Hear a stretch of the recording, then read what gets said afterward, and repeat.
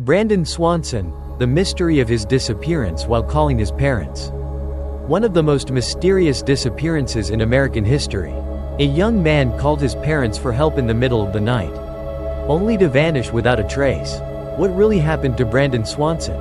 On the night of May 13, 2008, Brandon Swanson, a 19-year-old college student, disappeared without a trace while talking on the phone with his father. The incident took place in rural Minnesota and quickly became one of the most baffling missing person cases in U.S. history. Despite a large-scale search effort, to this day, no one knows what truly happened to Brandon. The most chilling part? His last words before the call abruptly ended, "Oh my God." Brandon was a student at Minnesota West Community and Technical College. That evening, he attended a small gathering with friends to celebrate the end of the school year. Although he had a few drinks, those at the party confirmed that he was still alert and in control when he left.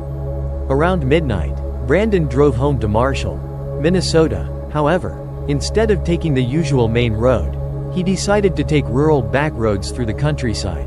At approximately 1:15 a.m., Brandon called his parents and told them that his car had gone off the road into a ditch. But he was not injured. He described his location as being near Lind, Minnesota, and asked his parents to come pick him up. His parents immediately drove to the location, but when they arrived, there was no sign of Brandon or his vehicle. Brandon remained on the phone with his father, describing his surroundings and trying to guide them to his location. However, despite driving around the area he described, his parents could not find him. For the next 47 minutes, Brandon continued walking along the road toward what he believed to be a nearby town. He said he could see distant lights and expected to reach them soon. Meanwhile, his parents kept driving around, hoping to locate him. Suddenly, in the middle of their conversation, Brandon abruptly shouted, "Oh, sh*t." Then, the call disconnected. Brandon's parents panicked. They called him back multiple times, but he never answered. At dawn, they contacted the police, and a large-scale search operation was launched. However, police soon discovered something strange. Brandon's car was not near Lind as he had described. Instead, it was over 30 kilometers, 20 miles, away, near Taunton, Minnesota. This raised an important question.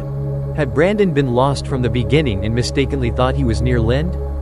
Over the following weeks, hundreds of volunteers and law enforcement officers searched the area where he had disappeared.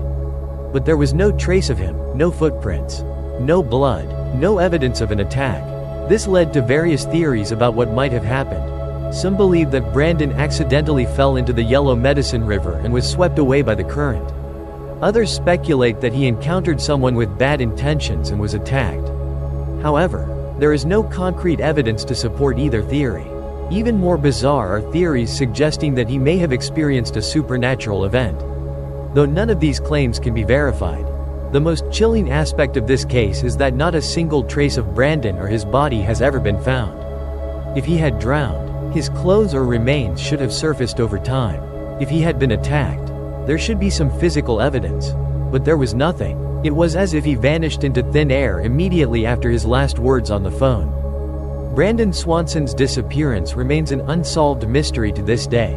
His family successfully lobbied for the passage of Brandon's Law, which requires police to immediately investigate when an adult is reported missing, instead of waiting for a set period as was previously required.